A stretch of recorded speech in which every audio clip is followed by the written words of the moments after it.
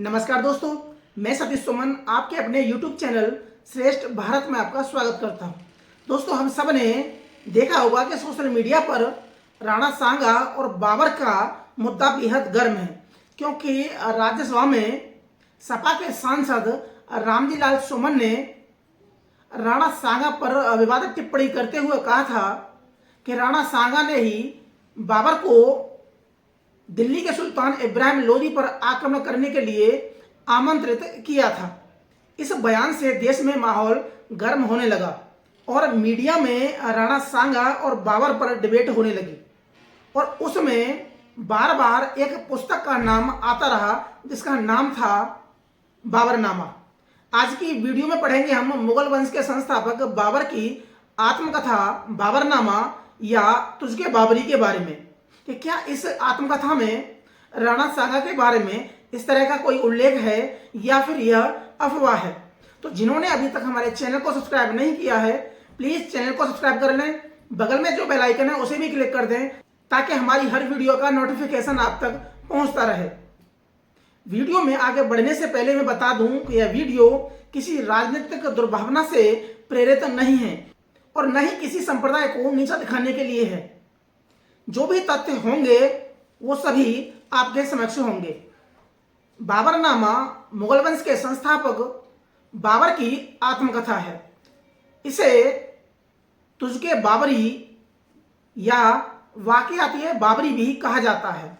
यह पुस्तक मूल रूप से चगताई तुर्की में लिखी गई। बाबर मुगल वंश का पहला शासक था जिसने अपनी आत्मकथा लिखी। मुगल वंश की जो राजभाषा थी वो थी फारसी, इसलिए उस पुस्तक का फारसी भाषा में अनुवाद करना आवश्यक हो गया। सर्वप्रथम बाबरनामा का फारसी भाषा में अनुवाद बाबर के ही काल में सदर उस सदर जैतुद्दीन ख्वाजा ने की। इसके बाद बाबर के पुत्र हुमायूं के काल में इस पुस्तक का अनुवाद जैना खां तथा पाइंदा हसन ने फारसी भाषा में किया। बाबर के पौत्र अकबर ने इस पुस्तक का अनुवाद 1590 में अपने नवरत्नों में से एक अब्दुल रहीम खान खाना ने फारसी में किया। अकबर ने ईरान से दो प्रसिद्ध कलाकारों मीर सच्चिद अली और अब्दुल समद को हिंदुस्तान बुलाया, जिन्होंने स्थानीय कलाकारों दौलत, भवानी, सूरदास, शंकर, मंसूर आदि की मदद से चित्रों से इस पुस्तक को सजाया और 5 प्रतियां बनाई गई।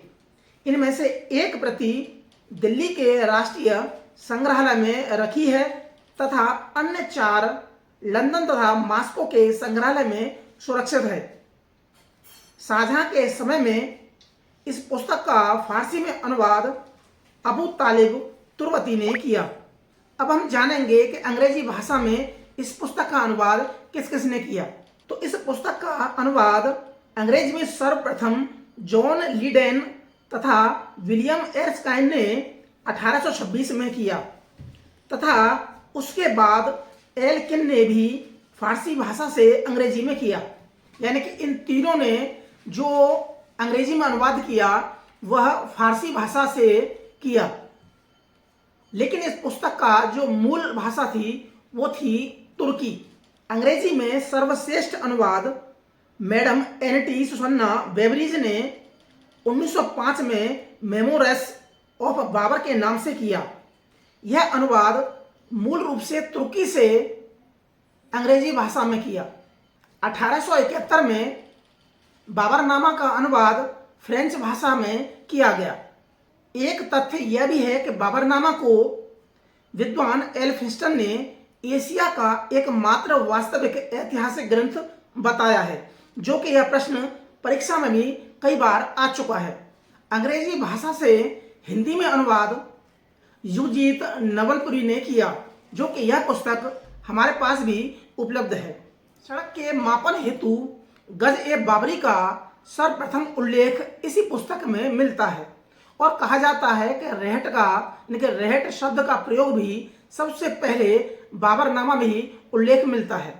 गज-ए-बाबरी का प्रयोग भूमि के नापन के लिए जहांगीर के काल तक प्रयोग होता रहा। इस पुस्तक में बाबर भारत को प्रत्येक प्रकार के असंख्य और अनंत कारीगरों का देश बताता है। वह हिंदुस्तान के फलों में आम तथा पशुओं में हाथी को सर्वोत्तम बताता है। इसमें 899 हिजरी की घटनाओं से लेकर 936 हिजरी की घटनाओं तक उल्लेख मिलता है। इस पुस्तक को मुख्य रूप से 3 भागों में बांटा गया है। पहला 1494 में फरगना के राजा बनने से लेकर 1503 तक, दूसरा भाग में 1504 से लेकर 1525 तक, और तीसरा 1526 में दिल्ली के राजा बनने से लेकर 1529 तक। इसमें उल्लेख मिलता है कि 899 हिजरी के रमजान के महीने में 12 वर्ष की उम्र में फरगना का बादशाह बना। राणा सांगा के बारे में उल्लेख अध्याय 931 से 933 हिजरी की घटनाओं में जिक्र है।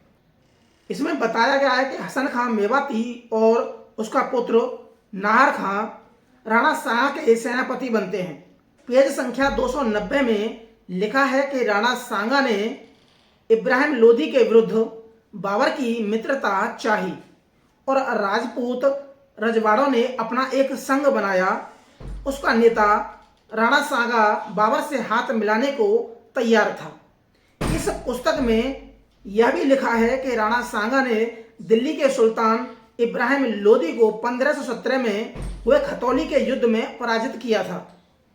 गोपीनाथ शर्मा की पुस्तक राजस्थान का इतिहास पेज संख्या 210 में लिखा है कि राणा सांगा की आंख उनके ही भाई पृथ्वीराज ने फोड़ दी जब उनके पिता की मृत्यु के बाद संपत्ति को लेकर एक विवाद हो गया था।